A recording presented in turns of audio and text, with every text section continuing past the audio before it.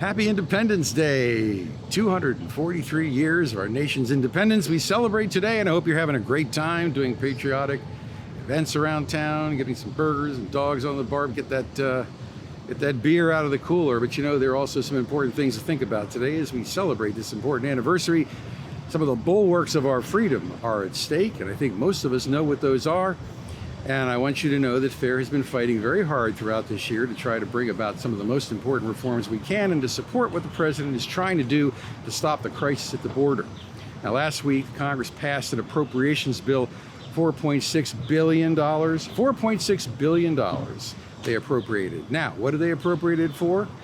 Border enforcement, improved asylum adjudication, not of your life. No, sirree, the Democrats insisted that it be for humanitarian aid. That means more money for health and human services and providing various services to people who are in detention, upgrading facilities, making them kind of like the Hilton Hotel. As we've heard all the squawking about conditions down there, on balance, they're actually pretty good, considering that people are voluntarily coming and crossing our borders and demanding to jump the line in front of millions of people. But nevertheless, that's never good enough. But even more importantly, the Senate bill did ultimately reject a number of things the House Democrats were pushing, which would have weakened enforcement further. So by insisting that the Senate version passed the House, Republicans in the Senate were able to prevent these enforcement stripping bills that would have made it impossible to enforce our laws.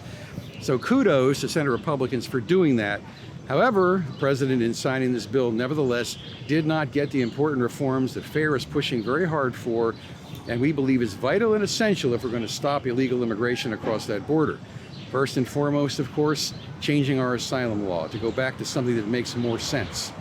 Democrats are of the view that the whole world can come here, show up at our border, demand a hearing, be here for years with work documents, public benefits, while they wait for a hearing, disappear in our society, not show up for hearings, and never complain until they have to actually be deported, in which case they won't go home. And taxpayers are supposed to be on the hook for unlimited hundreds of billions of dollars to actually find them and remove them, or let them jump the line and pass another big amnesty. We've all heard the Democratic Party candidates so far in their first two debates, and I think the composite picture of what we see here represents zero enforcement and an end to border control as we know it. Cory Booker says he wants to abolish all detention facilities. Look, detention, much as it may not be optimal, is an incredibly important part of deterrence. If you're going to have asylum laws that'll actually allow anybody to come illegally through several safe countries and make an asylum claim, which we don't think is appropriate, nor required under international law, you have to have the ability to detain people during the pendency of the proceedings so you can then remove them after one brief summary hearing and one level of administrative appeal. All this needs to be done very quickly. Now, all those guys up there, they know this. They know in Congress exactly what needs to be done. Joe Biden himself knows precisely the law that's creating the problem, the so-called Wilberforce Trafficking Act. He was involved in enacting it back when he was in the Senate.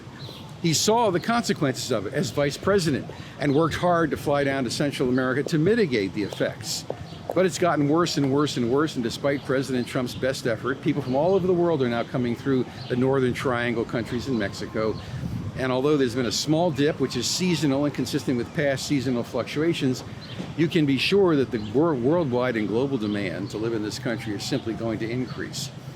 FAIR has been fighting this battle nonstop throughout the year, and we will continue to fight it through the rest of the year.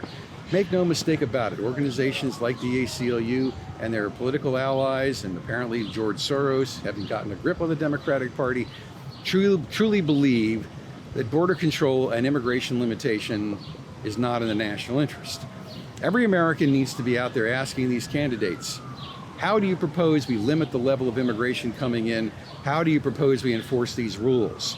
And it's not enough to be saying stuff like, well, we have to make Central America perfect, a utopian paradise, before we enforce our borders. They need to explain their opposition to the wall, explain their opposition to much needed border control, additional resources, which we've been fighting for all year. President Trump needs you to stand with him in support of the initiatives that he's been promoting, and he needs to hear positive feedback from you as we think about our patriotic and national obligations to ensure that this country retains its ability to have self-determination and control its destiny. Trump administration, of course, has a grandiose legislative proposal, which may be rolled out in the next few weeks. This bill has a lot of really good features to it in its final form, which we have not seen. We will reserve judgment, but Stephen Miller, Jared Kushner, and others have been actively involved. We've had a lot of input on that at FAIR, a lot of contact with White House folks, but big fly in the ointment is the bill does not decrease immigration overall, which is a major requirement. If we're going to see U.S. worker wages go up and get an opportunity to restore the American middle class. And so one of the things we're going to be fighting for if it does come to the Senate floor is efforts to reduce overall immigration and, as many of you know, nationally verify so that on this Independence Day we know that American jobs will go to American workers. The President needs to understand that the continued reliance on foreign workers for emerging tech industries and even a lot of jobs that Americans can and certainly are capable of being trained to do or should be doing is an egregious mistake. And that while there have been some improvements made at the regulatory level to tighten up the way H-1B, the so-called H-1B visas are being issued, in the end, at FAIR, we believe, as I believe the framers and the founding fathers of this country believed, country should do its own work. Prospects for major legislative advance are slim, given the polarization in Congress. Never before in the history of the country have we seen this level of polarization on an issue as important to our national destiny as immigration. Lindsey Graham, the great compromiser and negotiator, is trying to reach some kind of deal on asylum reform. He's working with Democrats in the House to try to cut a deal. Seems unlikely that he's going to be successful in that endeavor. But nevertheless, one of the things you can be sure of is that FAIR will be 24/7, working the Hill, working out in the field, working with you, working our grassroots folks. As American citizens, we all have an obligation to be engaged in the legislative process, in the public policy process. Engaged in informing your friends about what's at stake when there's so many hundreds of millions of people all around the world with everything to gain and nothing to lose by trying to come here, and a failed political leadership that is using immigration for partisan purposes. This is not a sustainable position. And so by standing with FAIR and working together, we can ensure that in our next Independence Day celebration on the next 4th of July, the 244th anniversary of our great country, we will have restored self-determination. Many of the proposals the President promised in 2016 will be enacted, and we can move forward together knowingly as a nation toward a better future. And with your help, I know we can do it. So happy Independence Day, and we'll talk to you soon.